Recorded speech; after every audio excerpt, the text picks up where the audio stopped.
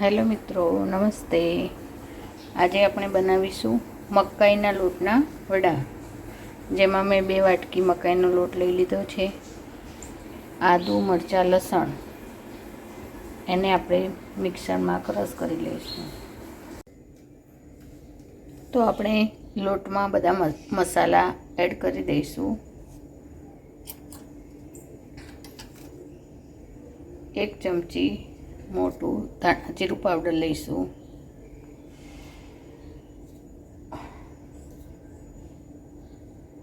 1/2 ચમચી હળદર પાવડર,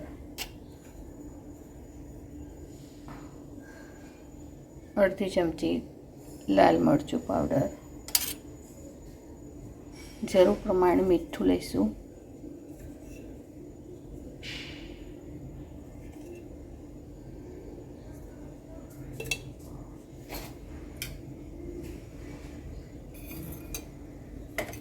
આદુ, મરચાં, લસણની જે પેસ્ટ છે એ પણ એડ કરી દઈશું. અને લીલા ધાણા એડ કરીશું.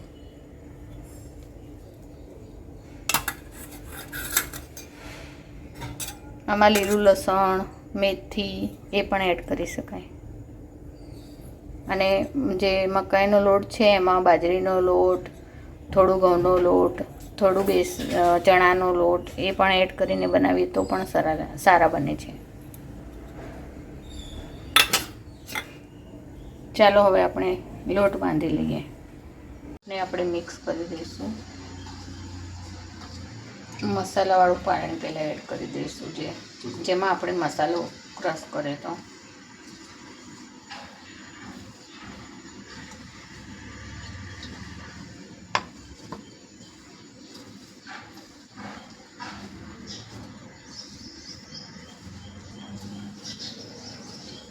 જેટલું જરૂર પ્રમાણે પાણી એડ કરતા જઈશું.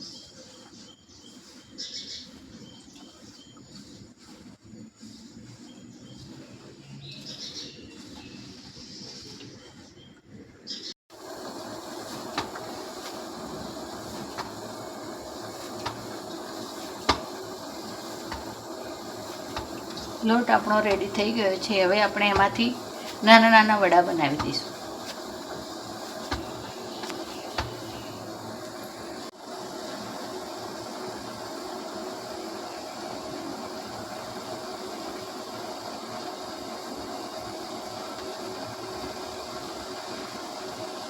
બસ આવી રીતે આપણે બધા વડા નાના નાના બનાવી લઈશું. બંને હાથની વચ્ચે થોડો લોટને દબાવીને. મકાઈનો લોટ તૂટી પણ જાય છે.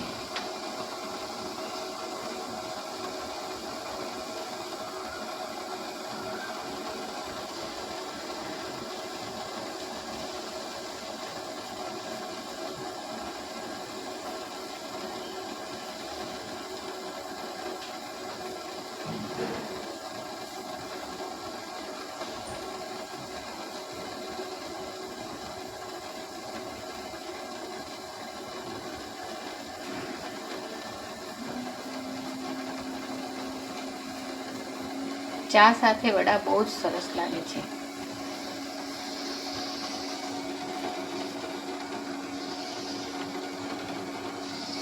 ચાલો હું એવી રીતે બધા વડા રેડી કરી દઉં.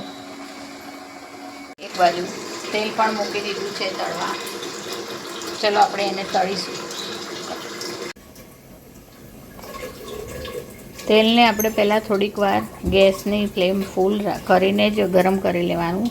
અને જ્યારે વડા નાખીએ ત્યારે થોડી આંચ ધીમી કરી દઈશું.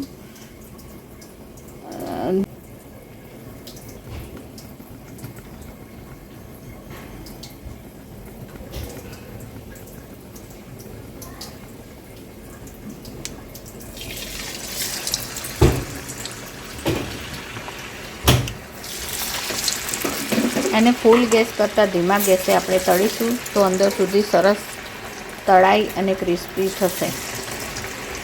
એટલે હંમેશા ધીમા ગેસે જ તળવાના.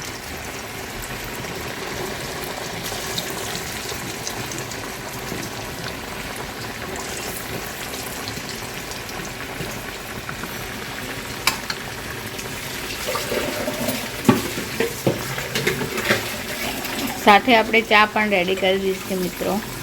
તો ચા અને વડા આજનો સવારનો નાસ્તો.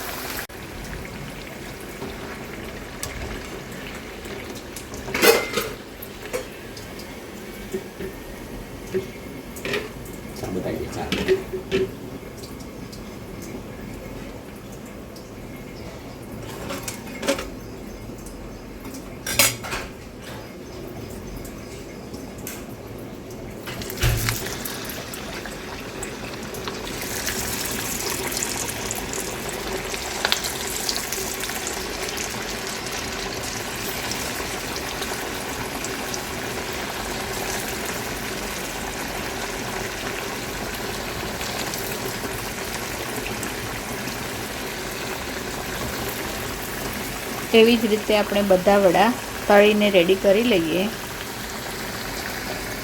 બનીને રેડી થઈ ગયા છે. એકદમ ક્રિસ્પી અને મસ્ત વડા બનીને રેડી થઈ ગયા છે.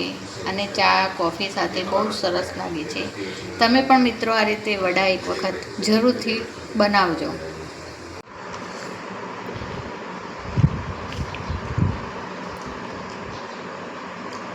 ચા અને વડા આપણા તૈયાર છે. ચાલો આવી જાઓ ચા પીવા.